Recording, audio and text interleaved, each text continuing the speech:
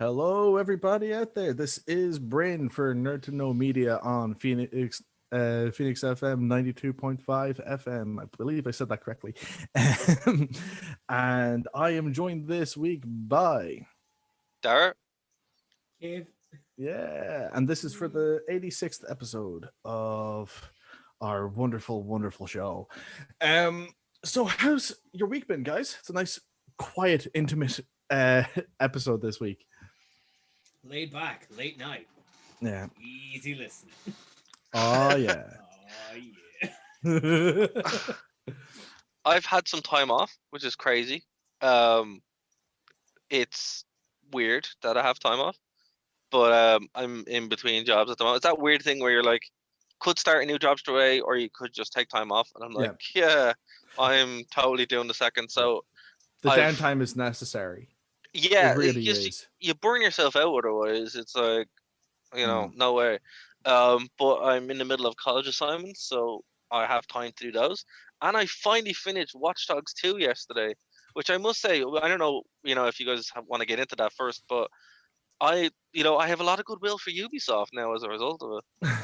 See, I've heard about how good Watch Dogs 2 is, but I've also heard that very much it is kind of a flash in the pan in like their grander library of games in its quality.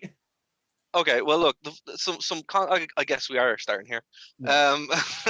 So okay, the last game, except for Cyberpunk 2077, but I've kind of got over it now. Like, I'm like, all right, that game's never coming out. The last game that I got excited and bought into the hype for was Watch Dogs 1. As in, bought into the hype, I mean, I bought a new computer for it.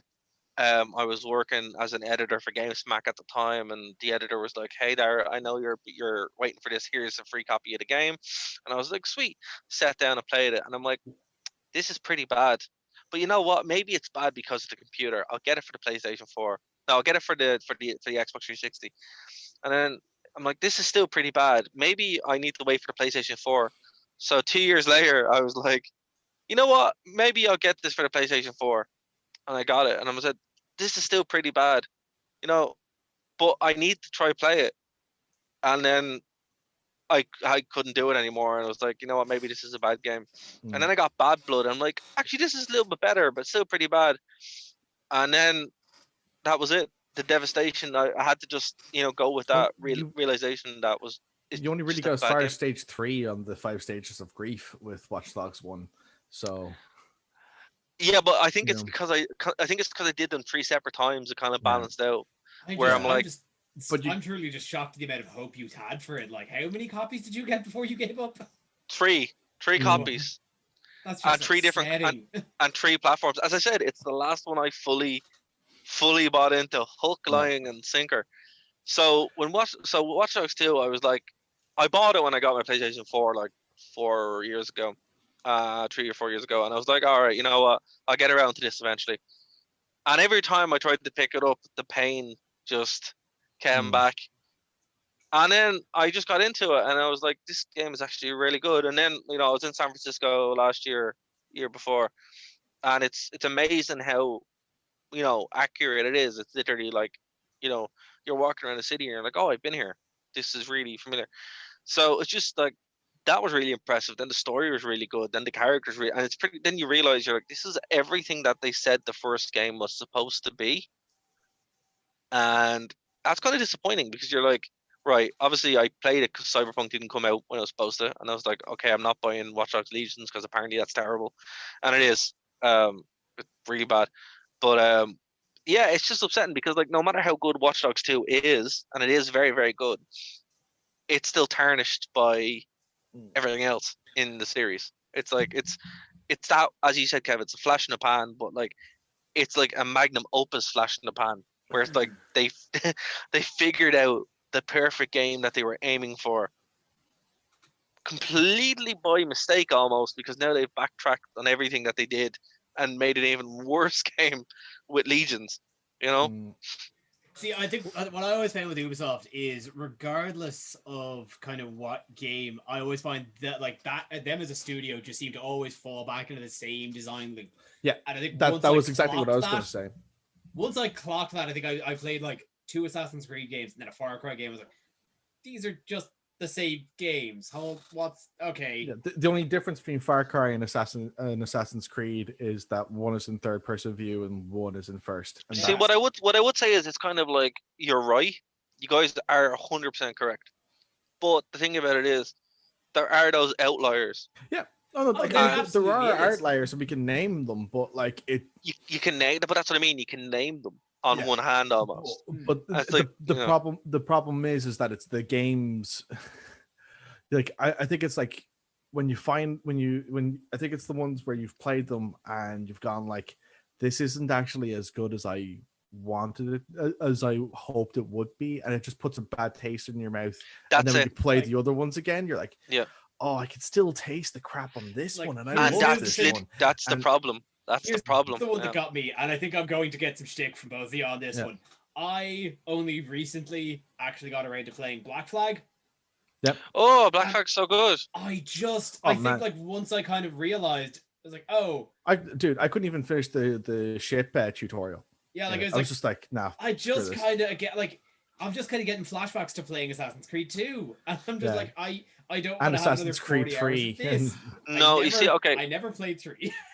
Okay, well, see, that's the reason, right? I was in UCD. I was reviewing the games for UCD at a point. I got a free copy of 3, Mm. and I reviewed it, and I was like, "This is not good," but I wasn't too harsh on it because, free games, right? Yeah. So, and again, it's like you got to kind of toe that line. So you're like, okay, I think I was kind of middle of the ground, but it definitely wasn't a buy. But when Black Flag came around, it was such a breath of fresh air because it was like, wow, this is a completely different game. Because like the whole like Assassin's Creed is interesting because the first one I remember getting and I wasn't a big fan of it. The second one is fantastic and Brotherhood's fantastic. Went back, played the first one, had some appreciation for it. But then by the time you had kind of iterated through Ezio so much, you're like, oh my god, I need something else. Then Connor comes along, everybody hates him because everyone loves his dad. And everybody loves his dad. Yeah, Hisham is like the coolest guy ever. And you're like, why didn't I have that game? Yeah. But anyway, and then Black Flag kind of gives you that game, but you're like, okay. And then it just kind of defaults back to being an Ezio style game again. Loses itself completely. And, I have Unity. I haven't gone back to it, but I'm like... I've heard good things about Syndicate. I heard Syndicate's good too, but again, it's like... It's the bad taste in your mouth, though. It's the bad taste, exactly, yeah. I never recovered from Assassin's Creed 3. I never recovered That's from fair. It. That's fair. It took a lot for me to get Black Flag, I'll be honest with you. To be honest with you, like, I mean, there's a lot of things I would say I didn't like about Assassin's Creed 3, but a lot of them were forgivable. Connor was white toast in terms of blandness. He's blander than plain chicken on white rice. Yeah. And you have water to drink. That's how bland he is. His dad is cool. Room temperature water. Yes. But they should have just made a game with his dad. But what I'm saying is though, is that like while he was bland, I could forgive it because playing it for the most part was pretty fun. The thing that really annoyed me though was I really enjoyed the whole storyline, the Templars versus the Assassins, and them doing this whole thing of like they built up the Apple of Eden over 4 games, including the sequels to Assassin's Creed 2 and the first game. Yeah. And they built up the idea of what the Templars are and being master planners, all that stuff. And then they kidnap Desmond's dad, and they're like, bring the apple to us. And it's like, this is an all-powerful apple, and they expected someone who's been trained to use it to not use it. And it just was like, what are you doing? It just made like these mastermind villains look thick. And it just destroyed any concept of going, like any idea that like this was something. It destroyed the integrity of like a huge portion of the plot for me. The biggest problem the biggest problem, sorry, Kev, before you jump in, the biggest problem I had there with that was it was similar to that. It was kind of like for the good couple of games they built up that what's the guy's name? Desmond, was it Desmond? Yeah, Desmond. Main guy? Yeah, once like Desmond 2012, the world ended, and then it's like, wait, how are there more games after this? Yeah. This doesn't make any sense. And then you're like, oh, it's like a video game thing where you go in and anyone can go. That really cheapens the story because there was no real payoff. It was just like, oh, the world ended. It's like, what? That's kind This of is stupid. what I was gonna say about it is that, like, as much as like fans seem to kind of get invested in that, it really seemed like that story was almost an afterthought to the creators. Yeah, because they dropped it before like the fourth, like the sixth entry, given all the sequels to two. But like it just kind of like it didn't seem like it actually had a consistent plan. But it's also that I think that like based off of the way that like because like critical reception to the Desmond storyline was very lukewarm at best, if we're being generous. And I do think that like at some point the plan was that his story was going to be like the main thing, and it would be to close off the whole thing where you don't go in the past anymore. But I think they lost confidence in that being something people would want to play. Everybody hated Desmond segments. It's like playing as Mary Jane in Spider-Man. Nobody wants to be Mary or Miles. Nobody wants to be Miles in Spider-Man. You want to be Peter Parker. Not talking about the new game. I haven't played it, guys. Calm down. Not you guys. I mean, people shouting at the radio or phones on the buses like crazy people. I genuinely liked those segments actually in Spider-Man, to be honest with you. But you know what I mean. It's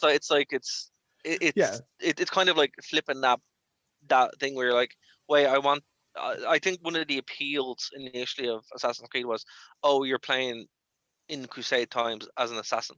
Yeah. And then when the other one was, you're like, oh, that's an interesting idea. Where is it going?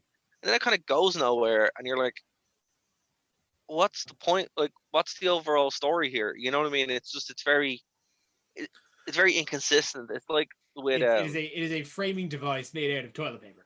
Yeah, exactly, and it's framing device that they use, but then don't use. And it was pieced together from old cereal packets. Yeah, but like mismatched cereal packets. And one of them was like Weetabix for some reason. Much like the game engine that held together Unity. Yeah. To be fair, Unity is phenomenal. They did fix it, and it's that's a whole other conversation. I think that's worthy having. But what I'd say with Watch Dogs in particular, the biggest problem I had with the first one was it didn't really know what it was. Like Aiden Pierce, it's like his sister is like, "Hey, can you just stop?" He's like, "No, I'm gonna go do this," and it's just like, your sister wants you to, can you just stop? Can you just and none of it was justified. But with Watch Dogs 2, you're like, actually, everything here that they're doing is kind of, it has that. It's kind of hard to get into without ruining the story, but like everything about it kind of makes sense. It's really ahead of its time, but of its time at the same time as well. And like, there's loads of allegories to not Google and LinkedIn and all that kind of stuff. It's really cool. I do know the one mission where you steal what is flagrantly just the Wu-Tang album that your man Martin Shkreli bought. Yeah, and that's it. Like, there's loads of missions like that, and basically, I think it's more evergreen now, like in the world that we're living in, where we're aware of these kind of tech giants and stuff like that. It's pretty cool, but trying to do that again. And I think they did try to do it again with Legion, where it's like, oh, look, we're all anonymous. It's like, yeah, this is not good. And then the hook of it, there's no main character. And, I was watching Zero Punctuation's review of it, and he's like, yeah, I just made up my own headcanon, because there's no main character, basically. You start off and you can just kind of be anybody and recruit them into your gang. And that's the character you do missions with. And he's like, yeah, I just made up my own headcanon where, that just strikes me as very lazy. It is very oh no, here's the lazy part. So they didn't record, and they only had like 5 voice actors, so they just recorded the same lines but then pitch shift them, so you could have like this like really like small woman voiced by black man, but the voice is the voice is pitch shifted. It just looks really weird. Or just like the opposite, and it's just like they didn't even think about this. Like, there's no way that can fit, and apparently it just looks really weird. So they're saying something important, but it just doesn't work, or else they're saying something that is not important in a really weird way. So like, there's nothing to even connect it. Yeah. So it's just like, wow, if you're going to do something like that, maybe put a bit of more effort into it. But again, Like, how much because of this is because of the pandemic? How much of this because that was one of of the big selling points they had, like when they announced it, like 2 years ago, I think. Mm. Was that like, look at all these characters you can play? You think that was in the design doc to say, hey, we want to have you playable this many characters. Maybe we should get this many voice actors. Or even just match them up, like, you know. Yeah. And again, if you guys think I'm joking, there's compilations, hours of compilations of this stuff, where you can see it, and it's just like, look, at least if it's you know, a woman, get a woman's voice in, or you know, something along those lines, something basically that. But you can just see they just pitch shifted it and raised it higher, which doesn't work. I'm sorry, it just doesn't work. I'm struck by that just because of comparison. I'm still stuck on Hades. Hades is one of the best goddamn games of the year. Amazing. Actually, yeah. But, like, anyone who didn't listen to last week's show, totally do check it out. But yeah, sorry, what I was saying was just like the amount of dialogue in Hades. Sure, it's a small cast, but like the amount of dialogue and how receptive it is to your actions in the game is staggering. Do they pitch shift? Do they pitch shift? Well, maybe on the dog a little, but that's a dog. Right. But like, that's for like such a small team to be able to have like such kind of dynamic dialogue is astounding. And the fact that someone like, you know, Ubisoft couldn't even do anything like get several more voice actors and line them up properly. It just shocks me. What shocks me is that like this is one of their, like, because obviously Cyberpunk didn't come out, and that would have just wiped everything else out, right? Everything else. It's weird because there's like, I didn't even know a new Spider-Man game came out. Honestly, because there's like no hype towards it. Well, the only it was very lukewarm hype. There's to be fair to it, it was always kind of labeled as here's the launch title for PS5. So yeah, but what I mean is, what I mean is the last Spider-Man, like me and Brin were working together when it came out, and like 3 of us in the office took time off to play it. Yeah, you know, there was like, that. There's also, sorry for cutting across you, but there's also like the there's also like the player base is probably much lower considering the amount of PS5s people actually have. Yeah, but you can get it for the PS4 as well. I suppose, yeah. You know, I'm literally looking at the Black Friday sale here on the PS4, and it's there. But what I mean is, like, there was no real kind of hype towards it. No hype towards anything. Even the new Call of Duty, like Valhalla and Cyberpunk 2077, were the only two that really kind of had any hype. And what I think Ubisoft, like, if Cyberpunk didn't have hype after being delayed for over a year now, yeah. You know. But what I mean is, it's like that probably would have just wiped out everything else. Like no one else would be playing anything else but that. Yeah. But what I think is and I think that's still going to happen when the game does come out in 2 years. Well, I mean, it's due to come out next month, but we'll see. It's not gonna happen. You know, I was like, again, I'm happy enough for it to come out when it comes out. Yeah. But what I mean is, like, I think everyone was kind of betting the house on it, you know. Yeah. So they just didn't bother. Yeah. And it's we need to release stuff, okay. At this point, I really feel like whenever it does come out and I do get to play it, I'm gonna play it and go, you know what, I'm gonna go back and play Baldur's Gate 3, please and thank you, because Baldur's Gate 3 looks amazing. I haven't had a chance to play it yet, but it looks so good.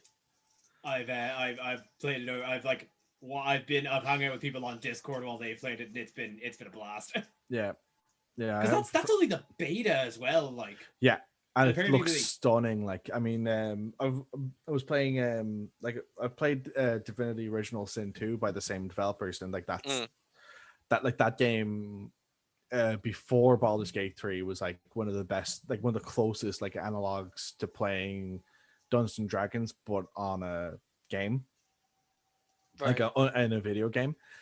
But like Baldur's Gate 3 is like pure blood Dungeons and Dragons based game set in the actual hardcore same D20 roll system, and like it for like being something that seems completely unanalogous to be able to put to a console, it works really well. Yeah, and like, I mean, it looks like graphically it looks really, really good. From what I've seen, like they've added in like stuff that's never really been present in excuse me, in like these isometric style role-playing games before, where they've added in like height and that kind of stuff, whereas before it's always been like, again, isometric, so it's like flat, you know. Whereas like being able to go, well, you're on the side of a cliff and they're down there, so you're, you know, like the options you have for combat are X, Y, and Z and stuff like that's great. Like just adds so much more depth to combat. Like See, I think like when you're looking at that though, you're kind of having two conversations, because one is riding the hype and one is more the kind of games that you like to play. Yeah, you know. Yeah, and but it's like, again, I mean, like D&D has straight up ruined playing video game role playing games for me, because like you Oblivion just have some... Oblivion though. Yeah, it's not the same. Vampire the Masquerade though. Vampire the Masquerade. Thing is, I'd still play Vampire Masquerade Tabletop Man instead, to be honest. D&D. Okay, look, lads, I'll tell you why, right? And this is gonna, you know, not to shoot on people here, but you know what turned me off tabletop games? Warhammer. And I actually loved Warhammer. Anyway, it's close though. You're right close. I remember when I was in UCD. GameStock. 2007. I showed up. I'm like, man. I like games. I like Warhammer. You know, this is pretty cool. And then you go to one of the meetings, and these guys are so into it, and you're like, we were playing vampires or something. Yeah, werewolves. It was kind of like werewolves, but they had set their own vampire thing. And I was like, oh man, this is way too much. And then after that, I was like, right, I might go back at some point. But then there was this guy who was, you know, ended up running GameStop, and I ended up doing the masters with him. And every day, hey Darragh, let me tell you about my character. I'm like, cool, man. Yeah, that's cool. After like a year of that, I was just like, you know what, I can't play this. Yeah. And it was just that kind of thing. It was just like, oh, okay, this is way too much, you know. Yeah, again, I think finding the group to play with is critical for a lot of that kind of stuff. Like, I mean, if you're around a certain class of nerd that you're not compatible with, it's not a fun time.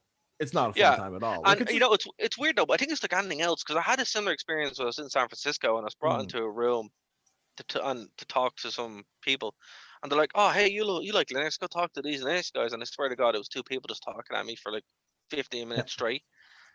And I was just like, oh wow, this is unbelievable.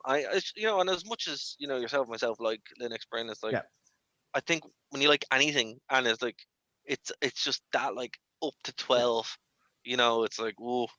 But it's just it's a shame. I think a lot of people have that experience. It's that thing of like, when, like, you know, if you're an enthusiast and you meet someone who has, like, where they go like, this is my hobby, and you go, oh, so do you go to the cinema or listen to music? No, this is my hobby. This is all I do in my spare time. Like, oh, okay. And you have to get away from that, because like, it's just, you know, it's a bit too, like, they're a bit too intense, you know. And like, I mean that's the thing. Like, I think when you know, it's like, you know, when you go like, oh yeah, I really like Star Wars, and then you talk to someone and they're like, and they have like an encyclopedic knowledge of every single book that's ever been written on it, and you're just like, oh, okay, yeah, I really like the Thrawn ones. It's like, yeah, the third print version was very, very good. And you're like, what? Yeah. Know? It's What's just the difference? Nope, don't tell me. No. Yeah, no, that's not a question you want to answer. You know, but like, that's the thing though. It's like when you meet someone who's that hardcore into something, you're just like, eh. But I think it seems to be like there comes a point where I've met a couple of people like that, and it's less about an enthusiasm and more of a competition. Yeah. It's gatekeeping. I wouldn't even say it's like gatekeeping. It's just like the fact that like you like it to them is almost a threat, and they're going, but I can out-fan you. And you're just like, I don't care enough. Like, I can out-fan you. Yeah, you know, it's you know, I mean, it's basically, you know, when they're going, I get to sleep in it's like, I sleep in a car. Do you? It's like, I sleep in a bed with my wife. Yeah, no, it's that kind of thing. It's just like, oh, I suppose the best analogy, I suppose, would be gamer girls. Yeah. You know, and I wish Katie was here because she'd probably have amazing stories. But yeah, I've heard some stories where it's just like, you know, they wouldn't be playing something or wouldn't have a headset on because whatever. And it was apparently worse back in like the early days of Xbox Live and that, but it's probably something similar to that where it's just like, oh, you're not a real fan because of there's actually I've seen it in the, like the metal community as well, where it's just like, oh, it's rampant wearing in the the meta t-shirts, community. you know, and you're just oh like, god, you're like, that is well, like the most hyper masculine area. I will never forget. I will never forget, like when I was in UCD talking to a girl about music and whatever, and she was like a bit of a Metallica fan, but she was going like, she said like, oh, I really hate how she was like, I got into Metallica with Saint Anger because that was the album that came out at the time, and then I found everything else and loved every other album they'd done, or so to that extent. She's like, it's just so unfair how they judge us on starting with Saint Anger when that's what came out. And I was like, yeah, that's ridiculous. That is ridiculous. A couple of whatever year it was when Death Magnetic came out, like that would have been like I think it was 2009, 2010. Yeah, or even closer. So Death Magnetic came out. Within a month of that coming out, she was saying people weren't real fans of Metallica if that's what they're starting with, and it's just like, I need to get it. I wish I had a recorder to call you out on this, because like, oh well, yeah, I mean, what do you say to that? Like, you know?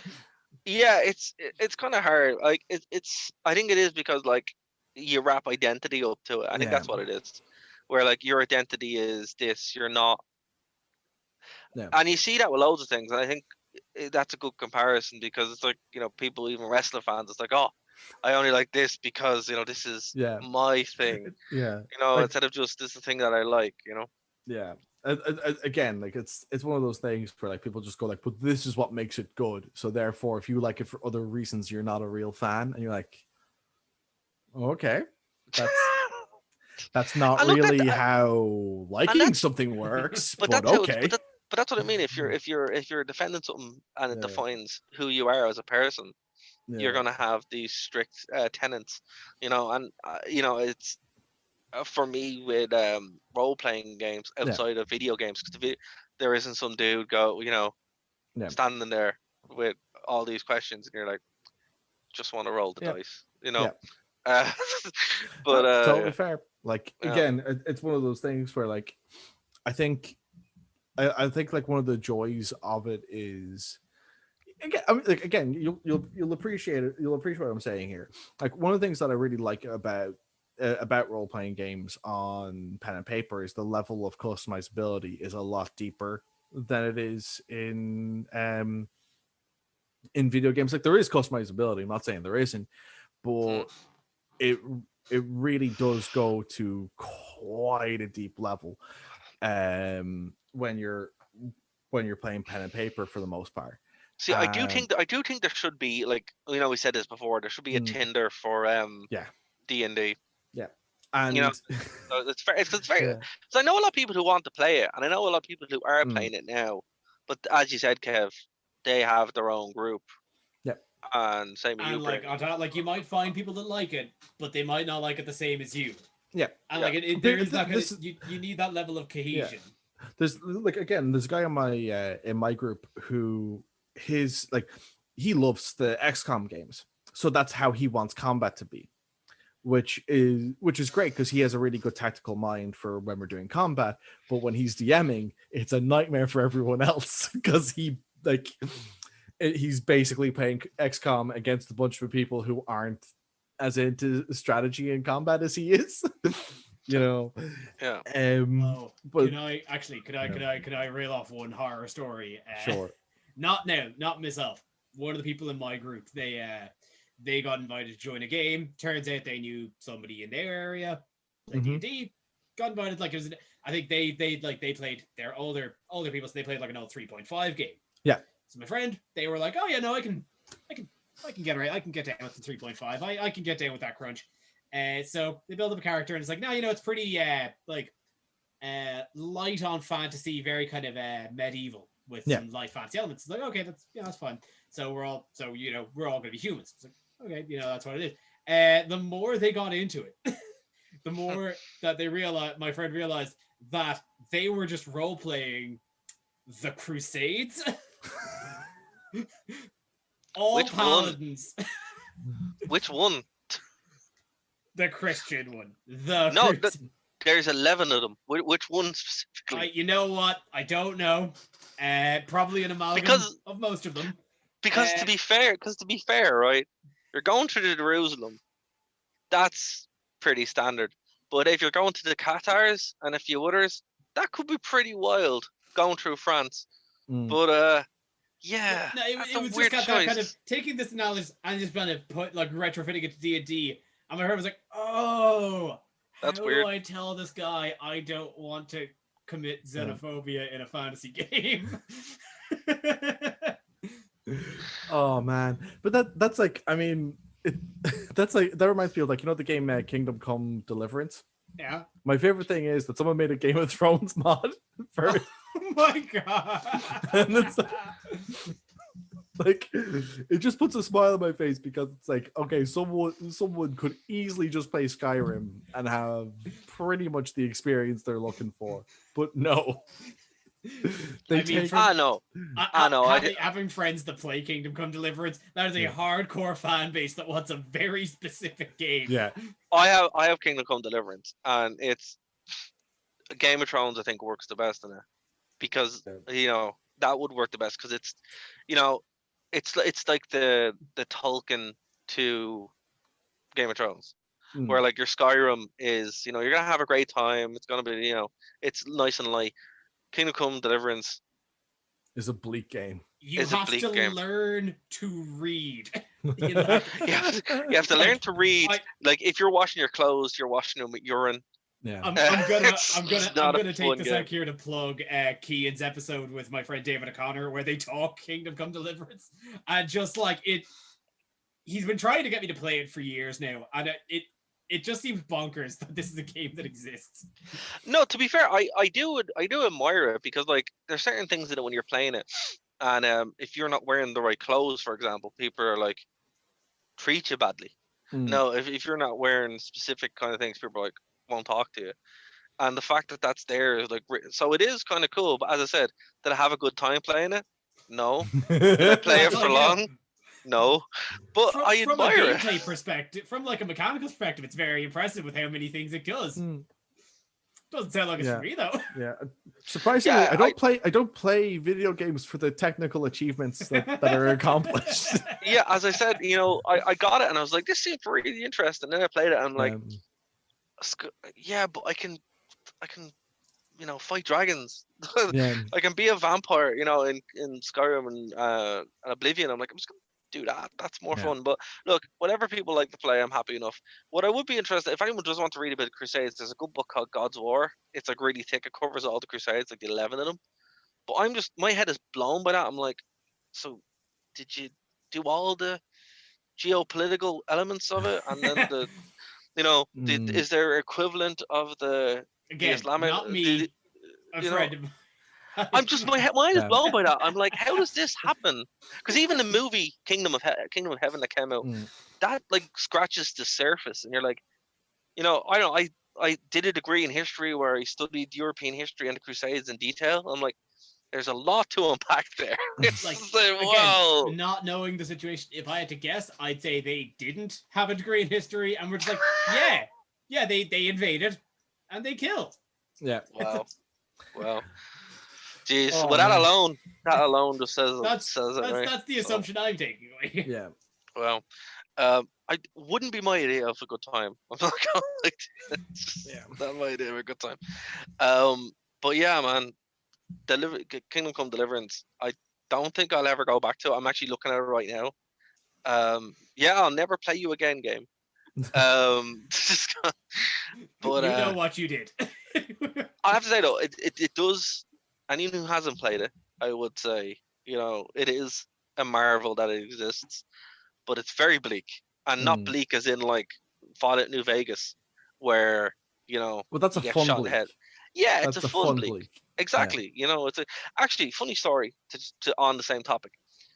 So I've been wanting to go back to Fallout New Vegas for a while, and watching some videos on like nuclear testing, Mm-hmm. and it turns out that they used to set off nukes in Nevada, and people would come and watch them. Mm-hmm. Nuke parties. Yeah. Yep. Not wild. Yeah. There's a lot of things that America has done in the 20th century that are absolutely wild. They nuked space. Yeah. They nuked the Pacific. But it's just like, why did you nuke the atmosphere? What were you thinking? They had nukes. They had to put them somewhere. Yeah. Apparently. What were you thinking? Hey, look, as the great philosopher Nelson once said, gotta nuke something. But when I was watching this, I was just like, all right, so people would come and like you'd have cocktails and you'd be in Vegas watching it, and they're like, did you not think that was a bad idea? Like, no, like they didn't have Mr. House. They didn't have Mr. House around to tell them it's a bad idea, though. That's like, the problem. on the list of like things that rich white people did in the 60s. Yeah, let's go to see a giant explosion. Put that right up there. Yeah, it wasn't just the rich white people. This was just the done thing in Vegas. This was just what they did. This was everybody just watched it, and then in Utah, they also just watched it, and it was just like that's Utah though. Yeah, it's like, are you for real? Like, this wasn't just a class thing. This was it was just like, this is what happened, and I just can't believe it. And I'm just like, wow, did you not see what happened in Japan when they dropped those? You want to be nowhere near that. It's wild, man. Yeah, wild. Again, it's also like, did you not see what happened in Japan? Did you not read the testimony from the people who dropped those bombs and how they felt about it? Yeah. Because I mean, I don't know if either of you ever read the letters and stuff those people wrote, but oh wow, instant regret is kind of like the brief summary. Well, absolutely. It's kind of just like oof. Like the biggest oof in history, I think. But when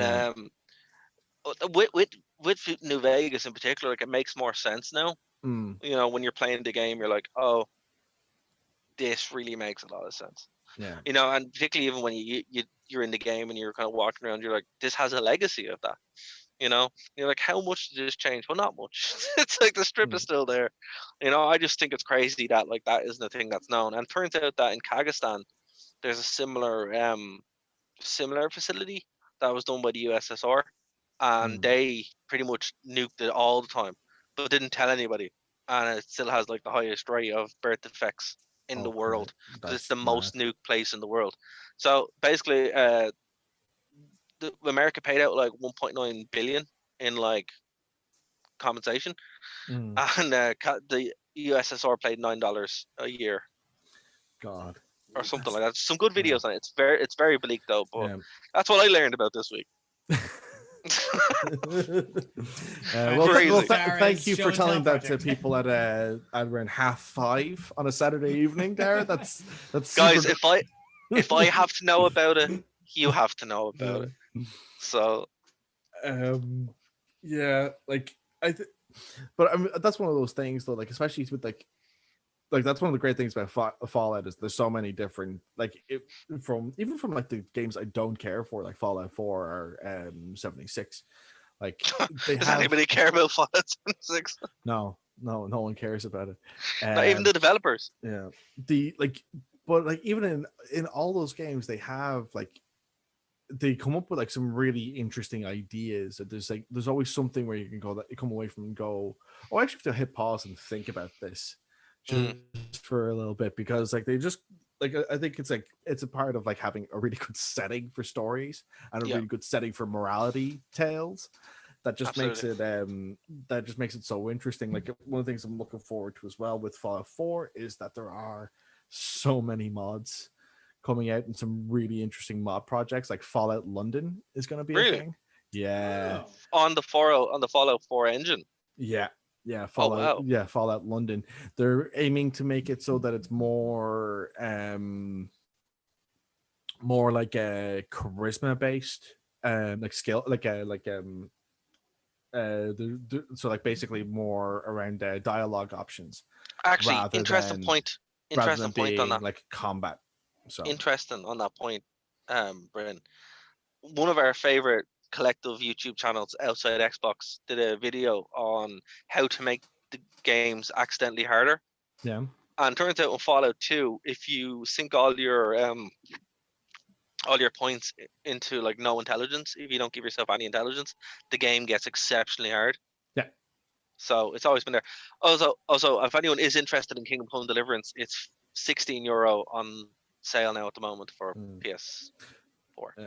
Fallout 2 Um, also has one of the most infamous openings to a game because if you yes, it does. if you take, I think it's strength, if you make strength your dump stat, which basically means that you're putting it to like the lowest you have, the opening of the game can be next to impossible because you're going straight into combat unarmed and have fun. Wow. Like You gotta punch your way out of a desert, and with a 1 strength, that is you got to cut. Yeah, But basically. it's kind of like, when to really bring it back, when you got Charizard, Yeah, and I picked Charizard because who isn't going to pick the Fire Dragon? yeah. And then you get to the first gym and it's Brock, and you're like, oh damn it, this is nothing. And you're sitting there like a 7-year-old, 8-year-old going, what do I do? I guess I'll train on my Rattata. Yeah, it never occurred to me as a 7-year-old to go, you know what I'll do? I'll train him.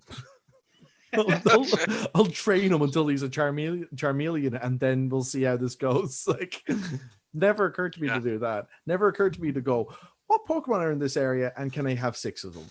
And, train all of them up to be like at least level 10.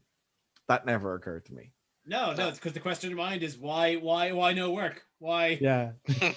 Why fire no hurdy? Yeah. The frustration, you're just like, why not? Why not very effective? Why? It was very effective against the rats. Why not on your boulder? But to be fair, here's the thing, in the show, we should have been prepared for this because Pikachu wasn't good against the angry Rock Eater.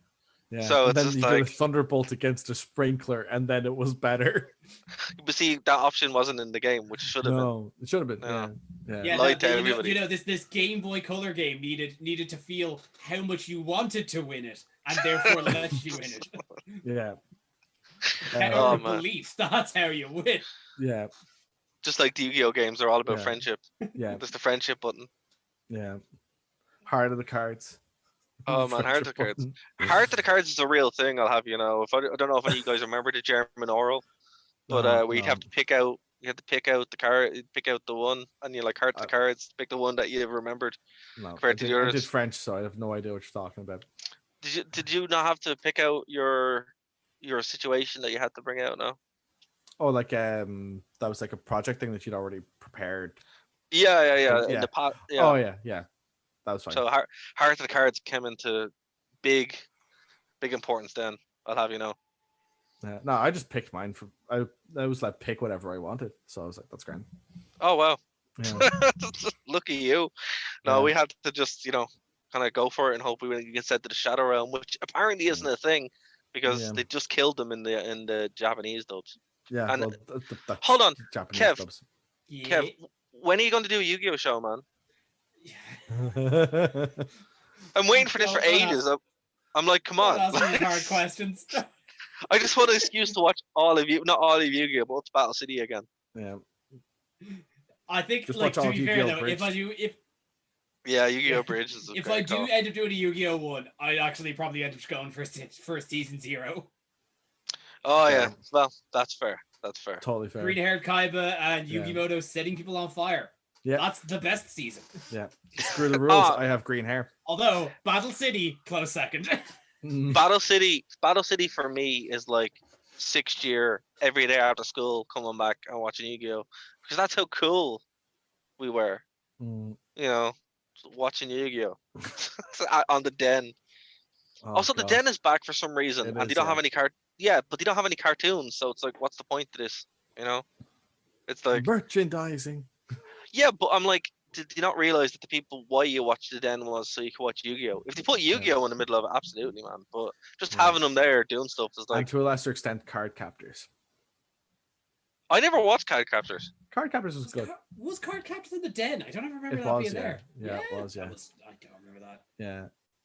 And then there's also the completely forgotten show that was on like as well, Shinzo, which was nuts. Another anime show that involved having cards. They knew their audience. All They about went for it. branding.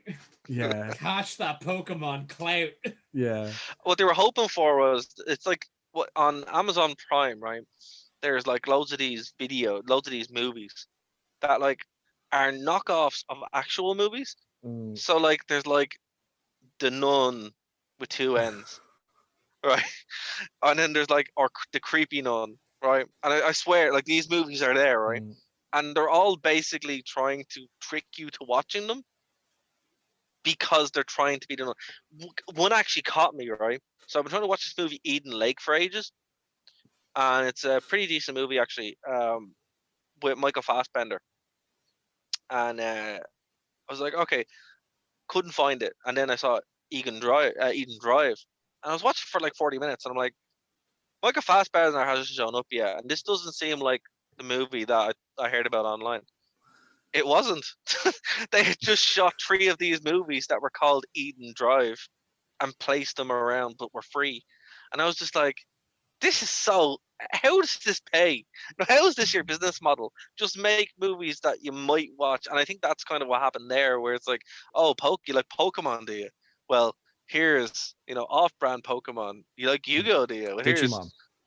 Off-brand, Digimon or what whatever. still surprises me is how they managed to like take Card Captors, which is a magical girl shoujo show, and be like, no, we can make this a card show, right? Yeah. But it's not a card show. No, we make this a card show now. Yeah. This is all about cards. You're missing the point. But no, it's a romance anime. No, we're No. selling monsters now. Yeah. Yeah. Just imagine, Oh, you sign up for that, and then the next day someone's just sitting there going, "Oh, we've changed it completely." It's like, what? How? What? That's going on. Actually, right. So I got a smart TV during the week, right? Not during the week, 2 weeks ago, because my TV just kind of stopped working. Right, TV I had for 12 years, and I was just like, oh man, this sucks. So anyway, got the smart TV, and I'm like, oh, this is actually pretty awesome. But Disney Plus was on it, and I know Cian is a big Disney Plus fan when it comes to The Simpsons, because that's how he watches it when we do our Simpsons reviews. Mm-hmm. So I haven't seen like the most recent ones, 28 and 29, 30 and 31. They're not good. What a shock. They are not. Well, some of them are good, but what I mean is some of them are actively cringy. Yeah. And what you said there, kind of, I'm just wondering, do the people who like voice The Simpsons ever just read an episode and go, wow, I didn't sign up for this 30 years ago? I'd say so. I don't, like if they're 3 seasons at a time, I doubt that anyone's proofreading. Yeah, I mean, but some of the stuff, like, hold on, there's an episode where like they keep saying the word noob. Yeah. And it's about e-gaming. Bart becomes an e-gamer. Of course. And it's terrible. And then there's another one where Marge is obsessed with game shows and she loses and calls herself a noob. It's like, what is this? And then it's somebody who just left an English school with a bachelor's in writing, who like wandered into Fox and was like, here's my degree, and they're like, here's keywords, give us a season of The Simpsons. But here's another one, right? And this is even worse again. I think the mysterious Mr. Ender talked about it, who's actually really pumping out some good content lately as well. So it's a take on reboot culture, right? But really tone deaf. So basically, they make itchy and scratchy women, and Bart and the boys are against it. But Bart likes it. Lisa records him liking it, and then it becomes a big feminist thing where Lisa becomes female Bart and starts doing stuff Bart would do. And there's no real point to it. Discuss. Okay, what's the point? Like, Right? And I'm like, they're just doing stuff now, and I'm just thinking, when people are reading that, I'm like, is this what you signed up for 30 years ago? I'm sorry, no. This is just reminding me. I don't know if y'all heard, but Ready Player 2 came out. And people are already posting screenshots, and it's abysmal. But well, okay. One... Okay, I'm gonna let you talk about that. Just one thing on that, right? I like the movie. I read the book. Has some good parts, but holy cow, that guy needs to chill out. I can't believe they gave him a sequel. Please tell us some of the gold mines of it. Just like the one, like, it was just on this whole like kind of like misguided gender politics discussion. There's a sequence I read where I think like it was basically that the main character saw that it was like, I think like the girl he fancied, he found her birth cert and found that she was designated male by birth. And then he describes that he was shocked, but not as shocked as he has been, because in this virtual world, he's had sex with many different people, as many different people. And I think what he's trying to say is he is accepting, but the way it came across was he is surprised that this person is a trans person, but he tries to justify it. Hold on. Before we dig into that absolute minefield, okay, what confused me at Ready Player 2 is, right, I thought they said everything I thought they said everything they needed to say in the first one. I thought that like the idea that Ready Player One got film rights was a bit much. To be fair, the film was pretty good. I will have to say, like, it's not good, but it's like, I went to go see it in the IMAX and I had a great time, but I never want to watch it again. I really wish that the people who made Ready Player One made Ender's Game. Yes. Maybe then Ender's Game would have been good. Yeah, that's true. Because Ender's Game, even though Orson's Got Carried is a piece of book's incredible. I think everyone should read it. It's absolutely amazing. Yeah. But it's a seminal sci-fi. Wow, the movie sucks. But yeah, it's one of the best books you'll ever read. Yeah, but it's a shame. It's a shame he's such a piece of Yeah, but still, I mean, like, the movie's terrible. Like Ready Player One is a film. Like Ready Player One as a film was something I just didn't think it needed to exist. Well, there's a sequel. Yeah, I'm so confused by that. No, but that's kind of like, I mean, I don't really have anything really against the book, but it was like the book is enough. Getting a film, it was like, this is excessive for something that doesn't really need like further promotion, right? And then we were getting a sequel for a film that was excessive, and I'm already just like, okay. No, it's a sequel to the book now. Yeah. I don't know. Well, yeah, the sequel's to the book, but like, even haven't heard this film rights for the sequel to the book yet. Who's to say what will come? Yeah. So look, in 10 minutes we have left, right? Kev, guide us through this odyssey. I just it was just a one paragraph thing, and it like in one paragraph he manages to come off as transphobic while also like trying to justify how he's not like it's very it comes off as very I'm not racist, I have a black friend. That's how it read. Right. And it's just like, oh buddy, you couldn't have got a sensitivity reader to go once over on this. To be fair, the first book, he says some very strange things about women. And you're like, dude, what are you talking about? You know? Like, this came up, it was Lindsay Ellis retweeted, and she was like, man, how did this get passed when I've had such trouble trying to get sensitivity writers on my stuff? See, I think it's because the movie did so well. I mean, good to do it. And to be fair, the book itself is one of those things where like you read it and you're like, okay, this is grand. But then there's certain things where you're like, oh, that's weird. That's a weird thing to say. Moving on.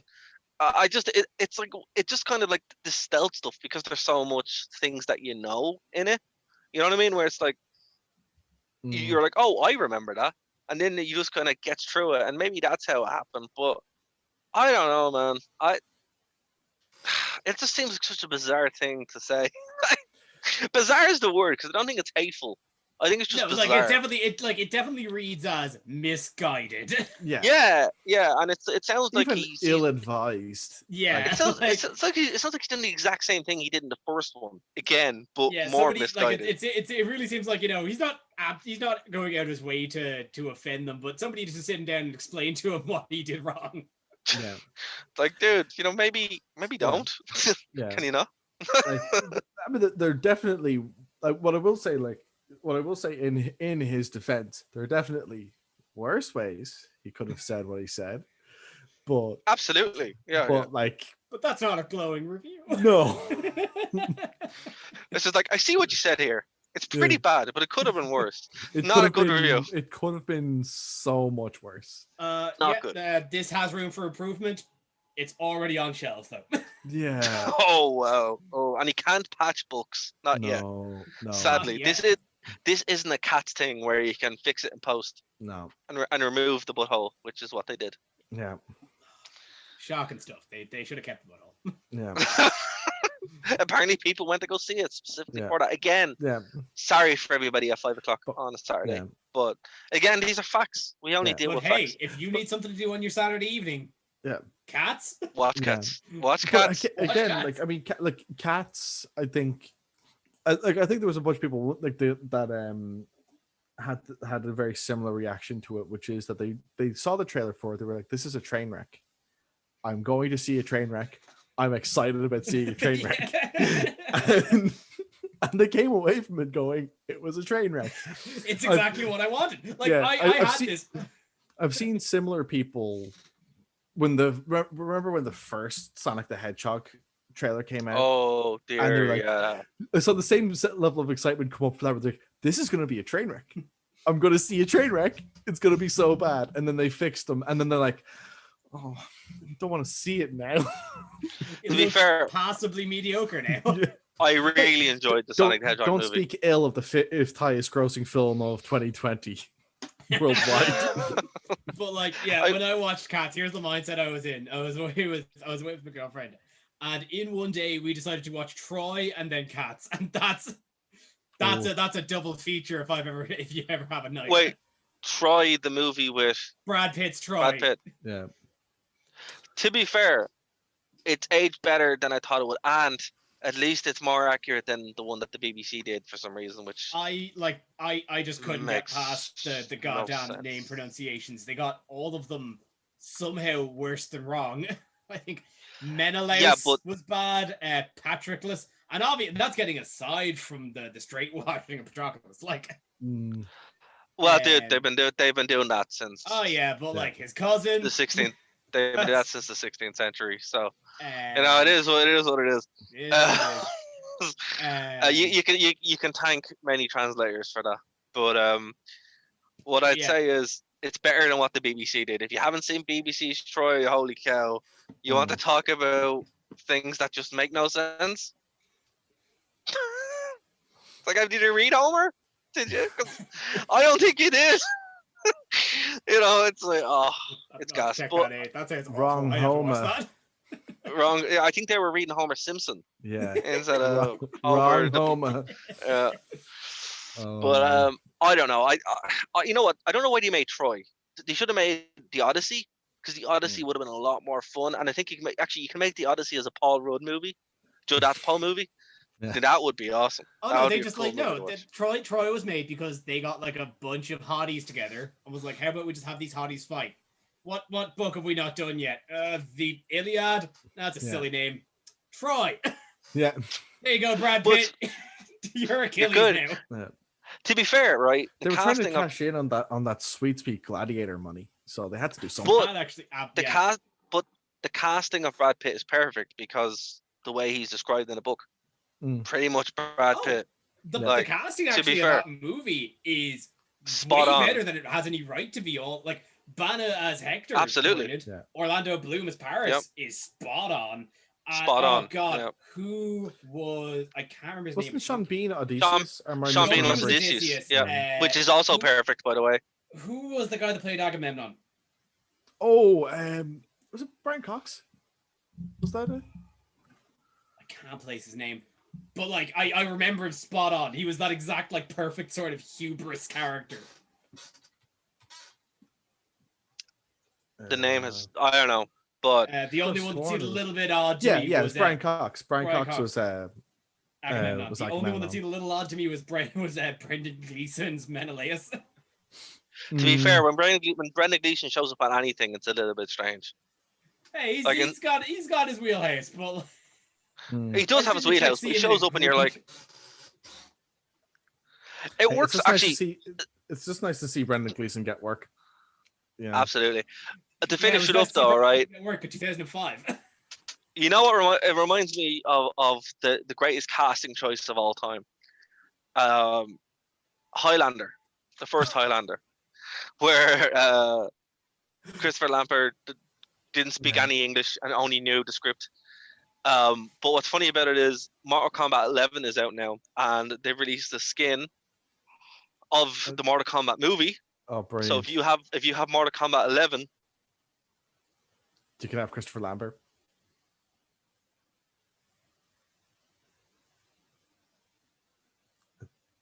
Hello. I think Darragh's had a stroke. you just flipped out on us there. I can see him speaking. I can see his mic fluttering, but I'm not hearing him. Well, I think moral of the story, you can get a passable English accent in Mortal Kombat 11 now. Yeah. See, that's the thing, and I'm just excited. I don't know what happened there. The revelation of Christopher Lambert in Mortal Kombat just killed my internet. Yeah. But yeah, I saw that today, and apparently it's just the whole cast is there, and I'm like, wow, I can't believe they didn't do this sooner. So, Mortal Kombat 11 review coming soon. All Christopher Lambert all the time. Didn't I hear that I don't think they got Stallone, but like Rambo's in that now. Yeah. I was really? watching. I think so. Or like he's announced at least. Yeah. Or like Rambo. Don't know about Stallone. But is it RoboCop in that as well? Yeah. Oh man. But just like I was listening to a gaming YouTuber I watch, just kind of talking about it. Like, just imagine Rambo in the Mortal Kombat universe with Chronica. Is like, oh, what's going on? I don't know. The Mortal Kombat universe. The Mortal Kombat universe makes no sense, but I'm enjoying where it's going. I don't know. It is what it is. But lads, I think that's gonna finally I can live out my dreams of having of having Rambo being killed by Spawn. Well, Seth MacFarlane is too busy making toys at the moment, so he's been too busy making toys since 1996. So absolutely, so he's having a good time. I have to say though, the toys that he does actually make are pretty amazing. So fair play. No. The points of articulation on them, not so much. No, but I will. But when Cyberpunk does come out, I probably will be buying the Keanu Reeves one because it looks amazing. Lads, that's gonna do it for this edition of Dare to Know Basis. So what have we got to plug? Well, I'd like to mention how we had one thing on the show plan and we didn't get to it. Yeah. What was on the show plan? Good job, guys. It's a new low. I know it's time for this week's what was on the show plan. I literally just threw down the announcement for the Last of Us TV show just as an idea. Oh my god. Yeah. Well, there's a Last of Us TV show. There we go. There it is. Here. Definitely not first. Yeah. Possibly last. Probably last. That's all you're going to hear about it. Oh my god. That's so funny. Oh, that's so funny. That's gas. Okay. Yeah, well, Kev, when is the next anime next anime Crash Course is being recorded this week. Should be out next week. But I actually want to take this chance instead to plug a new D&D module by some good friends of mine. It is the new D&D Dungeons & Dragons module on DM's Guild called The Village. That was written by Orlany Jewell and my friend Laura Boland, who is notable for having done the artwork for Anime Crash Course, which is cool, phenomenal. They have a new one. I'm super stoked. I'm going to be playing it on New Year's. Their last one was called Murder on the Eberron Express, and it was amazing. It's all like both of them are murder mysteries, but Eberron Express, one of the characters was the murderer. Amazing stuff. Oh, that's awesome. definitely, if you love Dungeons and Dragons, definitely check this thing out. Brilliant. That's super Absolutely. cool. And yeah, totally want that Yu-Gi-Oh show, Kev, soon. Mm, Come on, make it happen. yeah. Make it happen. Also, Guyver at some point. Guyver's great. I haven't seen it. Oh man, don't have time for it to get into it right now. But like, there was 2 live action movies made in the early '90s. The second one stars David Hayter, is in that David Hayter. Oh wow, And the fight scenes are basically Power Rangers fight scenes, but they have gore. amazing. And yeah, it's wonderful. And yeah, the anime for it is madness. The villains are basically are a combination of taking the theory of evolution and Scientology and just smushing them together. It's great. Wow. Okay, I'm gonna have to check that out. Yeah. Brin, have you got a tech I have takeover? nothing to plug. That's basically my plug. Watch Guyver, guys. It's great. Fair. Watch Guyver. Guys, we have loads of content on the network. Do check it out. I'm back to posting stuff. We did a From the Dark, which is pretty cool. It's all about the Vatican Secret Archives. That's super fun. And we'll be back next week here on Phoenix 92.5 FM and Nerd to Know Media. Bye, guys. Bye.